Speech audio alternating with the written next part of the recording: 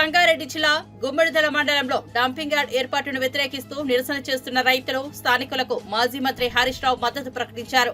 ఈ కార్యక్రమంలో ఎమ్మెల్యేలు సునీత లక్ష్మారెడ్డి, చింతా ప్రభాకర్, మాణిక్రావు, ఎమ్మెల్సీ షంపీపూర్ రాజు, ఇతర ముఖ్య నాయకులు పాల్గొన్నారు. ఈ సందర్భంగా హరీష్ రావు మాట్లాడుతూ డంపింగ్ యార్డ్ తెచ్చి మా నెత్తిన వేయకండని స్థానికులు విజ్ఞప్తి చేస్తుంటే కాంగ్రెస్ ప్రభుత్వం మాత్రం మొండిగా వ్యవహరిస్తోంది. పర్యావరణం దెబ్బతింటది, నర్సాపూర్ చెరువు కలుషితమవుతోంది, ప్రజల ఆరోగ్యాలు దెబ్బతింటాయని స్థానికులు ఆందోళన వ్యక్తం చేస్తుంటే రేవంత్ సర్కార్ పట్టించుకోవడం లేదు. ఇక్కడి ప్రజల కోరిక మేరకు గతంలోనే ఈ పనులను ఆపాం, కానీ కాంగ్రెస్ ప్రభుత్వం మొండిగా వెళ్తోంది. రేవంత్ రెడ్డి ఎమర్జెన్సీ లెక్క చేస్తున్నాడు, 100 మందిని ఎత్తుకొని పోయి పోలీస్ స్టేషన్ లో పెడుతున్నాడు అని హరీష్ రావు మండిపడ్డారు. సంగారెడ్డి జిల్లాలో గుమ్మడిదల రైతులు ఇక్కడ కూరగాయలు గాని, పండ్లు గాని, పాలు గాని ఇక్కడ అద్భుతంగా మంచి పంటలు తీసేటువంటి రైతులు ఉన్నారు.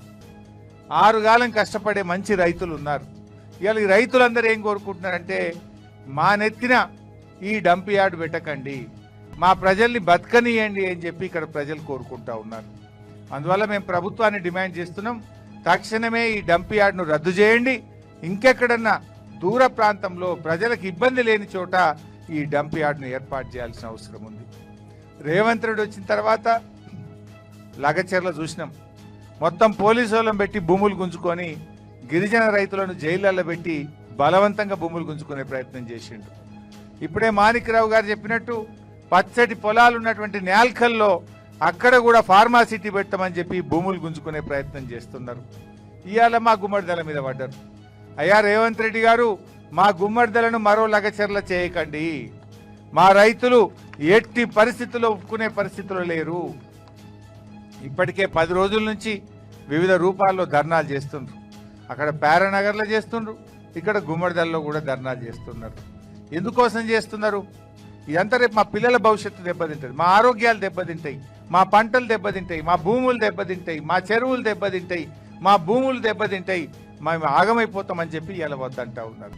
నువ్వు ఆలోచించి వెంటనే ఈ నిర్ణయాన్ని వెనక్కి తీసుకోవాలి. ఏంది పోలీసు వాళ్ళు ఏంది ఇందిరమ్మ రాజ్యం ఇందిరమ్మ రాజ్యం అంటావు. ఎందుకట ఇందిరమ్మ ఎమర్జెన్సీ పెట్టిందట, ఇప్పుడు కూడా ఒక ఎమర్జెన్సీని తలపించే విధంగా ఉన్నది గుమ్మడిదల. 1000 పోలీసు వాళ్ళ, 2,000 పోలీసు వాళ్ళ, ఊళ్ళే మంది ఎందరు ఉన్నారో పోలీసు వాళ్ళకి అంతమంది పెట్టిండ్రు. ఏం పద్ధతి ఇది? అంటే నువ్వు పోలీసులను పెట్టి భయపట్టిస్తా అనుకుంటున్నావా? ఇదేమన్నా ఎమర్జెన్సీ రాజ్యమా? ఇదేమన్నా మిలిటరీ రాజ్యమా? ఇది ప్రజాస్వామ్య ప్రభుత్వం. నిన్ను ఓట్లేసి గెలిపిస్తే మా నెత్తి మీద డంప్ యార్డ్ పెడతావా? ఓట్లేసిన పాపానికి ప్రజల్ని మోసం చేస్తావా? ఏ ఒక్కటి నువ్వు అమలు చేసినావు ఇప్పటిదాకా? మహిళలకు మహాలక్ష్మి 2,500 అంటివి ఇవ్వకపోతివి, ముసలోళ్ళకు 4,000 పింఛన్ అంటివి రాకపాయే, రైతులకు రుణమాఫీ అంటివి సగం కూడా కాకపాయే. ఏది నువ్వు చేసిన పని? బస్ ఒకటి పెట్టినాడు, గదొకటే, గది తప్పేమి లేదు. అన్న కూడా పంచాయతీలే. ఇక వల్లభనేని వంశీ అరెస్టుపై హోంమంత్రి అనిత కీలక వ్యాఖ్యలు చేశారు. ఈ కేసులో చట్టం తన పని చేస్తుందన్న అనిత ఎవరైనా నేరం చేస్తే శిక్ష తప్పదని స్పష్టంగా తెలిపారు. పోలీసులు పూర్వాపరాలు పరిశీలించి చట్ట ప్రకారం చర్యలు తీసుకుంటున్నారని వివరించారు. ఎవరికీ వత్తాసు ఉండదని, న్యాయం విజయం సాధిస్తుందని అనిత అన్నారు. కేసు దర్యాప్తు వేగవంతం చేయాలని అధికారులకు సూచించారు. కర్మ సిద్ధాంతం అనేది నాకైతే గుర్తొచ్చింది. కొన్ని కర్మ సిద్ధాంతాలు కూడా ఉంటాయి కదా. లాస్ట్ టైం మీకు వాళ్ళకి గుర్తు చేయాలి, మమ్మల్ని కనీసం డీసీపీ ఆఫీస్ గేట్ కూడా ముట్టుకొని ఇచ్చేవారు కాదు. మా పార్టీ ఆఫీస్ నుంచి మేము బయలుదేరితే అక్కడ ముళ్ళ కంచెలు లాంటి వేసి, ఇనుప కంచెలు వేసేసి, పోలీస్ ప్రొటెక్షన్ పెట్టేసి మమ్మల్ని లోపల కూడా వెళ్ళకుండా కిలోమీటర్ అవతలే మమ్మల్ని ఆపేసే పరిస్థితి. ఈరోజు చాలామంది ఈ 7 నెలల కాలంలో డీసీపీని కలిసిన సందర్భాలు చాలా ఉన్నాయి. వైఎస్ఆర్సీపీ వాళ్ళు, ఇదే ఎక్స్ మినిస్టర్ అంబటి రాంబాబు వీళ్ళందరూ కూడా ఈ 7 నెలల్లో 2-3 సార్లు వెళ్ళి డీసీపీని కలిసిన సందర్భం కూడా ఉంది. నిన్న డీసీపీ గారు ఏదో బిజీగా ఉండుంటారు, అక్కడ ఉన్న వాళ్ళకి ఇచ్చి రావాలి. దానికి ఇంత రాద్ధాంతం చేసి మళ్ళీ పైగా డీసీపీ ఆఫీస్ని కూడా, అంటే వాళ్ళు బ్యాక్ ఒక్కొక్కసారి వెళ్ళి వాళ్ళ గతం కూడా ఒకసారి గుర్తు తెచ్చుకుంటూ ఉండాలి. దాన్నే కర్మ సిద్ధాంతం అంటారు. అది ఎలా మర్చిపోకూడదు? మనం మర్చిపోయిన కర్మ అన్నది మర్చిపోదు కదా. అదే జరుగుతుంది. అక్రమ అరెస్ట్, వైసీపీ ఎప్పుడు అక్రమ అరెస్ట్ అంటది. మమ్మల్ని చేస్తేనేమో అవి కరెక్ట్ అరెస్టులు, ఇవేమో అక్రమ అరెస్టులు. అందులో పెట్టినవేమి సెక్షన్స్ ఒకసారి చూసుకుంటే దానికి అనుగుణంగానే కోర్టు కూడా సబ్మిట్ చేసాము. జడ్జి గారు కూడా రిమాండ్ విధించారు. ఫర్దర్గా ఏం జరుగుతుందని కోర్టులు చూసుకుంటారు.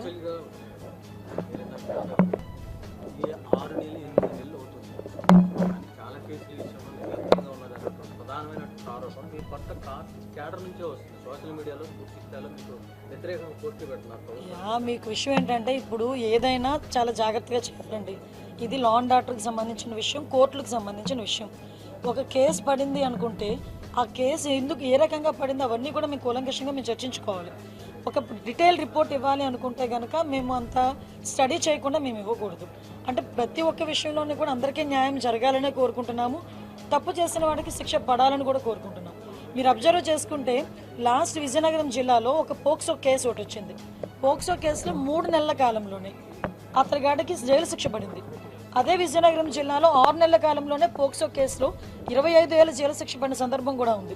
రీసెంట్గా 10 days బ్యాక్ ఒక పోక్సో కేసులో 3 monthsలో శిక్ష పడింది.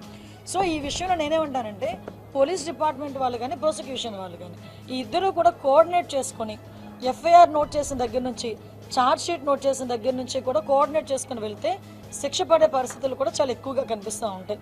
అండ్ దానివల్ల ఎటువంటి ఇబ్బంది కూడా కలగదని నా ఉద్దేశం. యా, అది దురదృష్టం అండి. అంటే విషయం ఏంటంటే ఫర్దర్గా మీకు లాస్ట్ 4-6 monthsలో కూడా చూసుకుంటే యాక్చువల్ క్రైమ్ రేట్ 9% తగ్గింది. ఎందుకంటే మీరు అబ్జర్వ్ చేసుకున్నా కూడా ఎక్కడ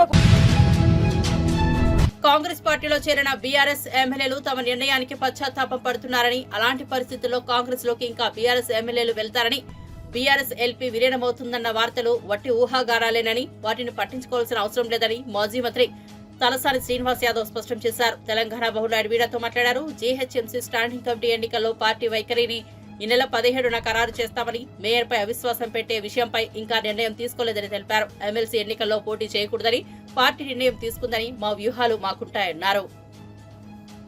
51% బీసీలు ఏ కులాలకు సంబంధం లేకుండా ఒరిజినల్గా బీసీలే 51% ఉన్నదనేది లెక్క. ముస్లిం కాకుండా దాంట్లో ముస్లిం సంఖ్య తీసుకుంటే 10% అబోవ్ ఉన్నదనేది ఒకటి, ఎస్సీల సంఖ్య తీసుకుంటే 17% అబోవ్ ఉన్నదనేది రెండోది, మూడోది ట్రైబల్లో తీసుకుంటే వాళ్ళది కూడా 10.7% అనేది ఒక లెక్క పెరిగినట్ట. 370 వాళ్ళు తీసింది, ఏది 3.1 కాకుండా 354 775 అనేది వాళ్ళ లెక్క. ఈ 16 లక్షలు కాకుండా ఏది 3.1 ఇప్పుడు అడిగింది అంటే 3,70,00,000 మంది అనేది వాళ్ళ ఒరిజినల్ లెక్క వాళ్ళు చూపిస్తుంది. మేము అది తప్పు అంటూ సర్వే ప్రాపర్గా జరగలేదు, గ్రామాలలో జరగలేదు, హైదరాబాద్లో అయితే 30% కూడా జరగలేదు. నేను అసెంబ్లీలో కూడా చెప్పాను. దీంట్లో ఏంటంటే 0 to 6 అంటే పుట్టిన పిల్లల నుంచి 6 సంవత్సరాల వరకు ఉన్న వాళ్ళ సంఖ్య రమారమే 38 లక్షల పైన ఉన్నారు అనేది గవర్నమెంట్ లెక్క. 6 నుంచి 17 సంవత్సరాల వరకు ఉన్న వాళ్ళ సంఖ్య 62 లక్షల పైన ఉన్నారు అనేది గవర్నమెంట్ లెక్క. మరి 3,70,00,000 అంటే మరి మిగిలిన 60 లక్షల మంది ఎక్కడ పోయినని. రెండోది, మీరు తీసుకుంటే జనాభా లెక్కలు ప్రకారం ఈ 4,32,00,000 మంది 2024-25 పార్లమెంట్ ఎలక్షన్ల ఎలక్షన్ కమిషన్ అఫీషియల్గా ఇచ్చారు. ఎలక్షన్ కమిషన్ అఫీషియల్గా ఇచ్చిన డేటా ఉంది. 432నేమో మన అసెంబ్లీ ఎలక్షన్కి ఇచ్చారు. 332 వాళ్ళు ఇచ్చింది. వాళ్ళేమో 18 years అబవ్ వాళ్ళే ఇచ్చారు. మామూలుగా అట్లనే ఇస్తారు. మరి ఇక్కడ మిగిలిన వాళ్ళ సంఖ్య ఎక్కడ పోయిందనేది. అందుకే నేను ప్రభుత్వాన్ని మీరు భేషజాలకు పోకుండా ఈ సమాజానికి న్యాయం చేయాలనేటువంటి సంకల్పం ఉంటే మీరు ఫ్రెష్గా సర్వే చేయండి. దాంతోపాటు నిన్న చెప్పినట్టు రాష్ట్రానికి సీఎం మారలే తప్ప ఇంకేం మారలేదని రాష్ట్ర బీజేపీ అధ్యక్షుడు కేంద్ర మంత్రి కిషన్ రెడ్డి సంచలన వ్యాఖ్యలు చేశారు. సంగారెడ్డి జిల్లాలోని కందిలో ఎమ్మెల్సీ ఎన్నికల ప్రచారంలో పాల్గొన్నారు. ఈ సందర్భంగా ఆయన మాట్లాడుతూ ఏడాది కాంగ్రెస్ పాలనపై అప్పుడే తీవ్ర వ్యతిరేకత వచ్చిందని కామెంట్స్ చేశారు. ఎన్నికల సందర్భంగా ఆ పార్టీ ఇచ్చిన హామీలు ఎందుకు అమలు చేయడం లేదని ఎక్కడ పడితే అక్కడ అధికార పార్టీ నేతలను యువత మహిళలు ప్రశ్నిస్తున్నారని అన్నారు. తెలంగాణలో ప్రభుత్వం మారిందే తప్ప పాలన ఏమాత్రం మారలేదని ఫైర్ అయ్యారు. ఈ రోజు ఎక్కడ చూసినా కూడా ఆ రోజు టిఆర్ఎస్ పార్టీ పాలక పార్టీ, ఈ రోజు కాంగ్రెస్ పార్టీ పాలక పార్టీకి సంబంధించినటువంటి ఎమ్మెల్యేలు ఏ రకంగా బెదిరిస్తా ఉన్నారో, ఏ రకంగా భూములు ఆక్రమించుకుంటున్నారో, ఏ రకంగా ప్రభుత్వం తమ చెప్పు చేతుల్లో పెట్టుకొని అధికార దుర్వినియోగం చేస్తా ఉన్నారో మనం చూస్తాం. ఈ రాష్ట్రంలో కాంగ్రెస్ పార్టీ ఎన్నికలకు ముందు హామీలు ఇచ్చినప్పుడు ఈ హామీలు ఏ రకంగా అమలు చేస్తామో, ఏ రకంగా ఆర్థిక వనరులు సమకూర్చుకుంటామో ఏది కూడా ఆలోచన చేయలేదు. ఆ రోజు ఓట్లు కావాలా, అధికారం కావాలా, దానికోసము ఏదైనా అనేక రకాల హామీలు ఇచ్చారు. మరి ఈరోజు తెలంగాణ సమాజం ప్రశ్నిస్తుంది కాంగ్రెస్ పార్టీ, ఈరోజు తెలంగాణ సమాజము ప్రశ్నిస్తుంది రాహుల్ గాంధీని, తెలంగాణ నిరుద్యోగులు ప్రశ్నిస్తున్నారు రేవంత్ రెడ్డిని. ఏమైంది మీ హామీలు అడుగుతా ఉన్నారు. ఇచ్చినటువంటి హామీలు ఎందుకు అమలు చేయలేకపోతా ఉన్నారు? లేనప్పుడు ఏ రకంగా మిమ్మల్ని విశ్వసించాలో ఈరోజు ఆలోచన చేయాలి. రాష్ట్రంలో మార్పు రాలా, మార్పు ముఖ్యమంత్రి ఒకడే మారాడు, మారింది ఒక జెండానే మారింది, పేరే మారింది, కానీ అదే రకమైనటువంటి పరిపాలన, అహంకారపూరితమైనటువంటి పరిపాలన, దోపిడీ పాలన, ప్రజలకు ఇచ్చినటువంటి హామీలు అమలు చేయనటువంటి పాలన, ఒక దుర్మార్గమైనటువంటి పాలన. ఎన్నికలకు ముందు జాబ్ క్యాలెండర్ అని చెప్పి ఏ నెలలో ఏ డేట్ లోపల ఎన్ని ఉద్యోగాలు భర్తీ చేస్తామని చెప్పి మరి 2024 డిసెంబర్ లోపల, అంటే సంవత్సరం లోపల 2 లక్షల ఉద్యోగాలు భర్తీ చేస్తామని చెప్పి ఎన్నికలకు ముందే కాంగ్రెస్ పార్టీ రాహుల్ గాంధీ ఫోటోతో, రేవంత్ రెడ్డి ఫోటోతో, సోనియా గాంధీ ఫోటోతో మరి ఫ్రంట్ పేజ్ ప్రకటనలు ఇచ్చారు. ఈ రాష్ట్రంలో ఉండే నిరుద్యోగులు ఆ రోజు కాంగ్రెస్ పార్టీ ఇచ్చినటువంటి హామీలను చూసి, టిఆర్ఎస్ పార్టీ యొక్క వైఫల్యాలను చూసి నిరుద్యోగ యువత కాంగ్రెస్ అండగా నిలబడింది. హైదరాబాద్ లో ఏదైతే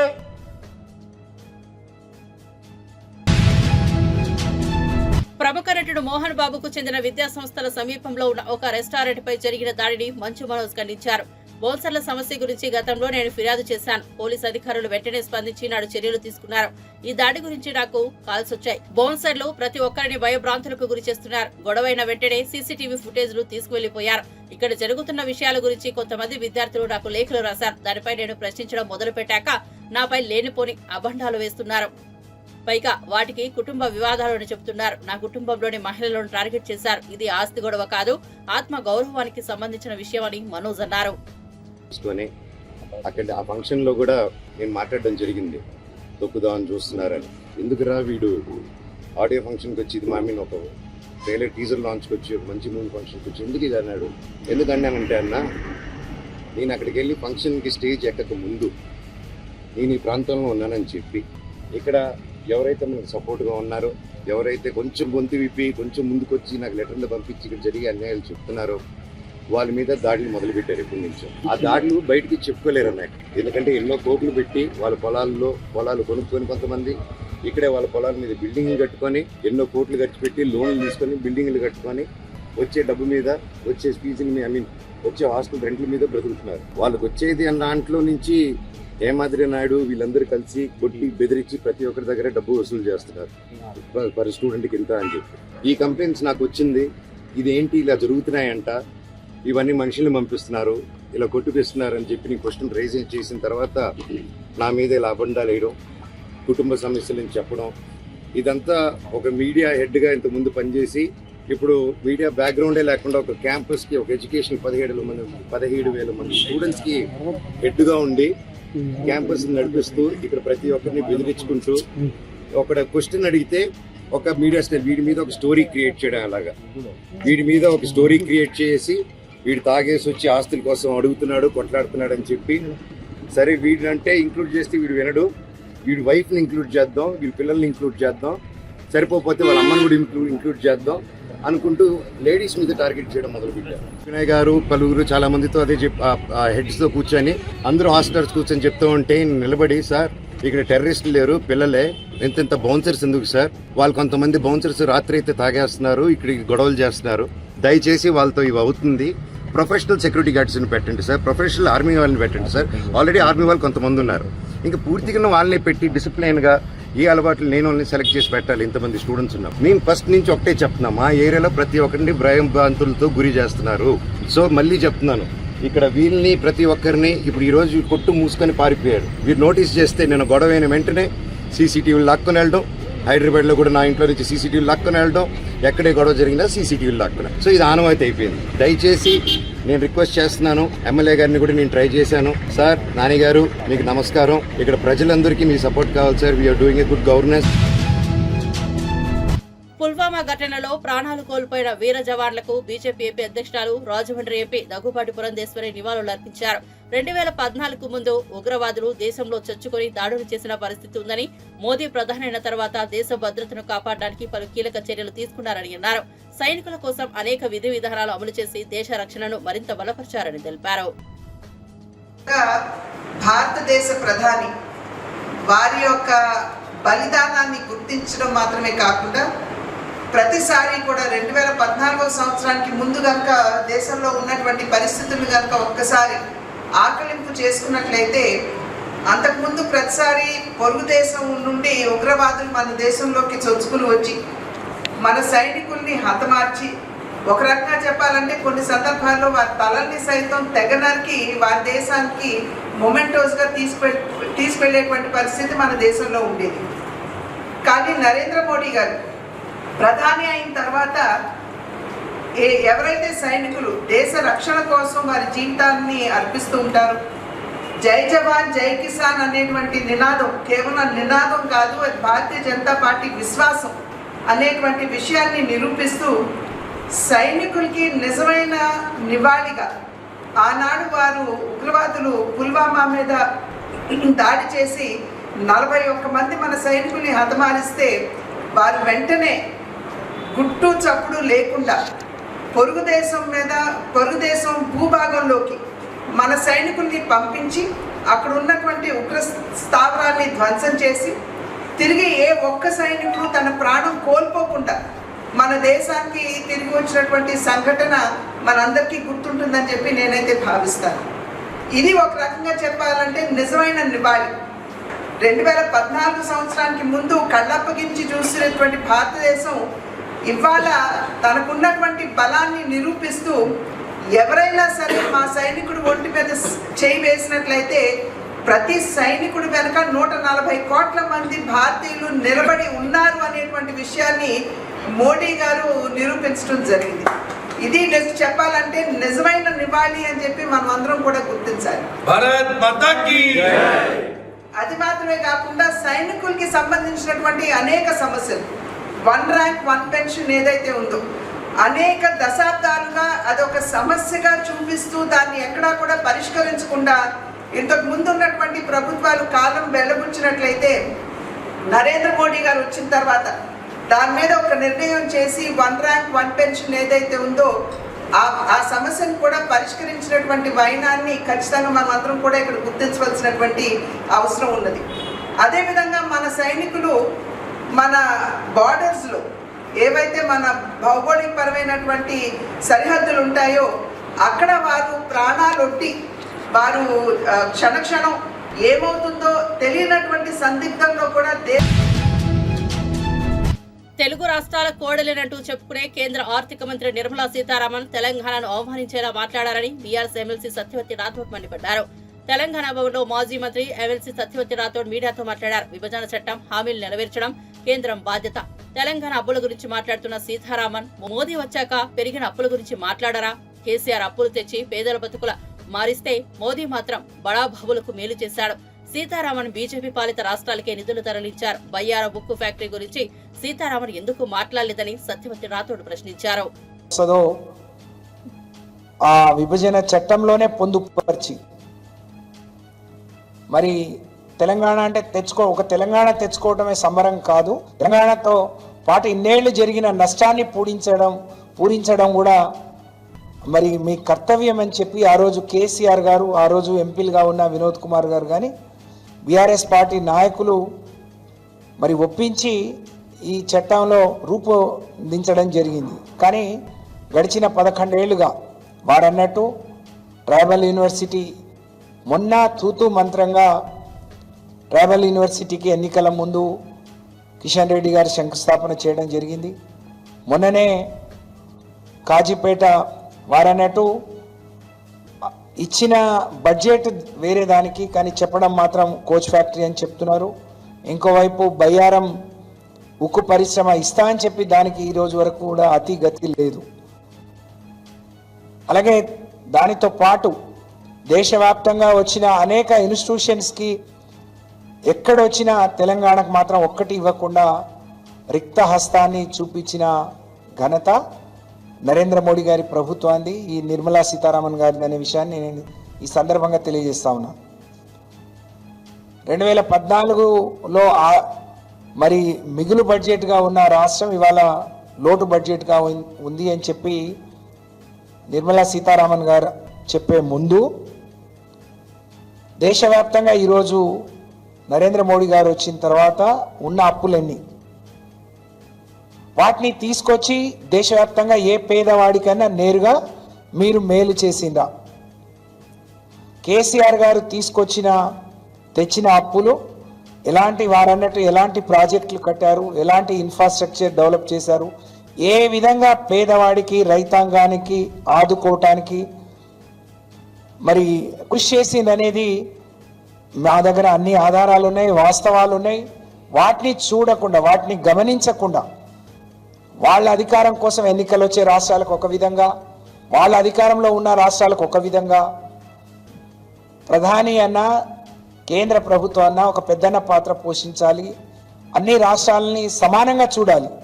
అది పక్కన పెట్టేసి మీరు ఒక దురుద్దేశంతో మీ రాజకీయ లాభం కోసం, లబ్ధి కోసం తప్ప మీరు దేశవ్యాప్తంగా 2014లో కూడా తెలంగాణ ఏర్పడ్డప్పుడు కూడా సర్ప్లస్ బడ్జెటే ఏదో కొత్త విషయం చెప్పినట్టు నిర్మలా సీతారామన్ చెప్పారు. ఇది అందరికీ తెలిసిందే. తెలంగాణ అప్పుల కుప్ప కాలేదు. నిర్మలా సీతారామన్ మైండ్ ఇట్ అని వినోద్ కుమార్ హెచ్చరించారు. విభజనకు ముందు మిగులు బడ్జెట్ రాష్ట్రంగా ఉన్న తెలంగాణ అప్పుల కుప్పగా మారిందన్న కేంద్ర ఆర్థిక మంత్రి నిర్మలా సీతారామన్ వ్యాఖ్యలపై బీఆర్ఎస్ మాజీ ఎంపీ వినోద్ కుమార్ తీవ్ర ఆగ్రహం వ్యక్తం చేశారు. తెలంగాణ భవన్లో మాజీ ఎంపీ వినోద్ కుమార్ మీడియాతో మాట్లాడారు. చేసినప్పుడు నిర్మలా సీతారామన్ గారు ఒక ఆర్థిక మంత్రిగా ఉంటూ ప్రభుత్వం తరఫున జవాబు చెప్పినప్పుడు బాధ్యత రహితంగా మాట్లాడారు. వారు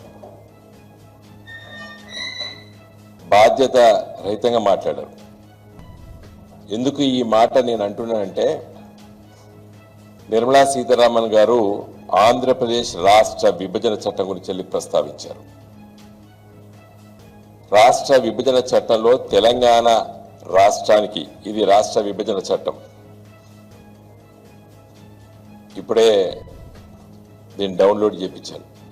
ఇక్కడ బుక్ తొందరగా దొరకపోయేసరికి చాలా అంశాలు దీంట్లో మరి తెలంగాణ రాష్ట్ర డిమాండ్ కోసమే ఈ ఆంధ్రప్రదేశ్ రాష్ట్ర విభజన చట్టం 2014 వచ్చింది పార్లమెంట్లో.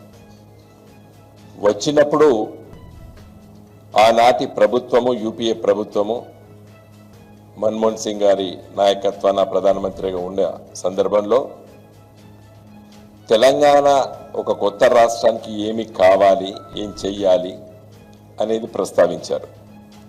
అదేవిధంగా తెలంగాణ రాష్ట్రం ఏర్పాటు వల్ల సీమాంధ్ర ప్రాంతానికి, అంటే ఆంధ్రప్రదేశ్ రాష్ట్రానికి ఏం కావాలి అనే విషయాన్ని కూడా ప్రస్తావిస్తూ దీంట్లో చాలా విషయాలు కూడా చొప్పించడం జరిగింది. దీనికి నిర్మలా సీతారామన్ గారు కానీ లేకపోతే బీజేపీ కానీ సంబంధం లేదు. ఇది ఆనాటి ప్రభుత్వం కాంగ్రెస్ పార్టీ ప్రభుత్వం, సంకీర్ణ ప్రభుత్వం. అది అన్నిటికంటే ముఖ్యంగా తెలంగాణ ఉద్యమ పార్టీ గులాబీ జెండా తెలంగాణ రాష్ట్రం కోసం కొట్లాడి ఈ చట్టం పార్లమెంట్లో వచ్చేటట్టు ప్రజల్ని సన్నద్ధం చేసి ఉద్యమాలు నడిపి ఆనాటి కాంగ్రెస్ పార్టీ మెడల్ వంచి ఈ చట్టాన్ని తెలంగాణ ప్రజలు సాధించుకున్నారు. ఎట్లొచ్చింది ఇది? దీని గురించి ఆంధ్రప్రదేశ్ రాష్ట్ర విభజన చట్టంలో ఏమున్న విషయాలు అవన్నీ కూడా పార్లమెంట్ ఆమోదించింది.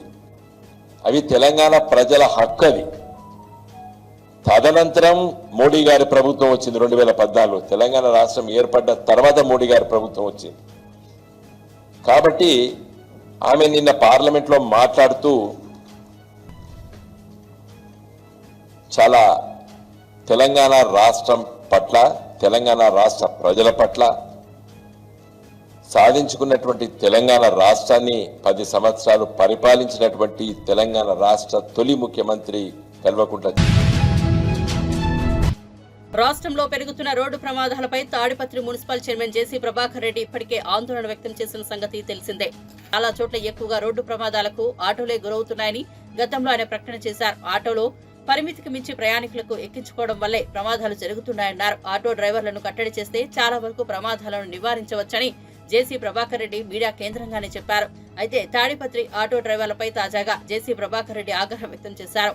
ఆటో డ్రైవర్ సీట్లో ప్యాసింజర్లు ఉండకూడదని హుకుం జారీ చేశారు. ప్యాసింజర్లను ముందు సీట్లో కూర్చోబెట్టుకుంటే డ్రైవర్లను ఆర్టీఓకు పట్టిస్తానని హెచ్చరించారు. ఆటో డ్రైవర్లు కష్టం చేసుకుని బతుకుతున్నారని, వాళ్లు కూడా బతకాలన్న ఉద్దేశంతో ఇన్ని రోజులు మౌనంగా ఉన్నారని చెప్పారు. ఇకపై ఊరుకునేది లేదని జేసీ ప్రభాకర్ రెడ్డి పేర్కొన్నారు.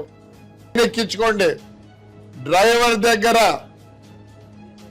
ఈసారి కనపచ్చినదంటే మీకు ఆర్సీ లేదు, ఇన్సూరెన్స్ లేదు, డ్రైవింగ్ లైసెన్స్ లేదు, మీరు కూడా బతకాలని చెప్పే ఉద్దేశంతో మేము కూడా ఉన్నాం. ముందర మళ్ళీ నలుగురు కనపడితే ఎక్కడ కనపడినా కానీ ఈసారికి ఆర్టీఓ ఆఫీస్ పట్టిస్తా. పోలీస్ స్టేషన్ కాదు, పోలీస్ స్టేషన్ కాదు, ఆర్టీఓ ఆఫీస్కి పట్టిస్తాను. జాగ్రత్త పడండి. ఒక్కసారి ఆర్టీఓ ఆఫీస్కి పోయిందంటే మీ బండి బయటికి రాదు. ఎన్నిసార్లు చెప్పాలా మీకు? ఎందుకు చంపుతారు మనుషుల్ని? అరే ముందర కూర్చోబెట్టుకోవద్దంటారా? వెనకలు ఎంతమంది నేర్చుకోండి, మేము వద్దండంలే. డ్రైవర్ సీట్లో ఒక్క ప్యాసింజర్ ఎక్స్ట్రా ఉన్నా కానీ ఆర్టీఓ ఆఫీస్ ఎక్కడికి పోతుంది? ఆర్టీఓ ఆఫీస్కి పోతే మీకు లైసెన్స్ లేదు, ఇన్సూరెన్స్ లేదు, బండికి ఆర్సీ లేవు, అన్ని దొంగ బండ్లు. తిట్టుకోవద్దండి నన్ను. ప్రజలను సంపద్దండి, ప్రజలను సంపద్దండి. మళ్ళీ మొదలైంది. అప్పుడే ఒప్పుకునేది లేదు. ఆ ప్యాసింజర్లు కూడా తెలియలేదు, ఆ ప్యాసింజర్లు కూడా తెలియలేదు. చస్తారు. ముందర ఎక్కద్దండి డ్రైవర్ పక్కన. ఆర్టీఓ ఆఫీస్కి పోతాయి బండ్లు. మీరు బీదోళ్ళు కష్టపడతారు. మీరు పొద్దున్న నుంచి సాయంత్రం వరకు తోలితేనే మీ ఇంట్లో మీ పిల్లలు తింటారు భోజనము. ఆ ఇద్దరిని ఎక్కించుకోవద్దండి, ముందర ఎక్కించుకోవద్దండి. నేను వద్దండి వెనకల ఎక్కించుకోండి. ఇదే లాస్ట్. ఆ పోలీస్ స్టేషన్ పంపినో ఆర్టీఓ ఆఫీస్కి పోతాయి మీ బండ్లు. ఇప్పుడంతా కొత్త సిస్టమ్ వచ్చింది. బ్రేక్ ఇన్స్పెక్టర్లు కూడా ఎఫ్సీ గిఫ్సీ చేయరు. మీ బండి చిక్కిందంటే మళ్ళీ ఎక్కడికి పోవాలి తెలుసా? గవర్నమెంట్ వేరే సిస్టమ్ పెట్టింది అనంతపూర్లో, అంత ఎలక్ట్రానిక్. మీ బండి బయటికి రాదు. తిట్టుకోవద్దండి దయచేసి. బండి ఆర్టీఓ ఆఫీస్కి పోతే మీరు బూదిండ్రు, నాకు తెలుసు, నాకు అది కూడా తెలుసు. మీ ఇంట్లో పస్తు ఉండాల్సి వస్తుంది. నేను ఈసారి చెప్తే ఆర్టీఓ ఆఫీస్కి పోతుంది. Right, thank you.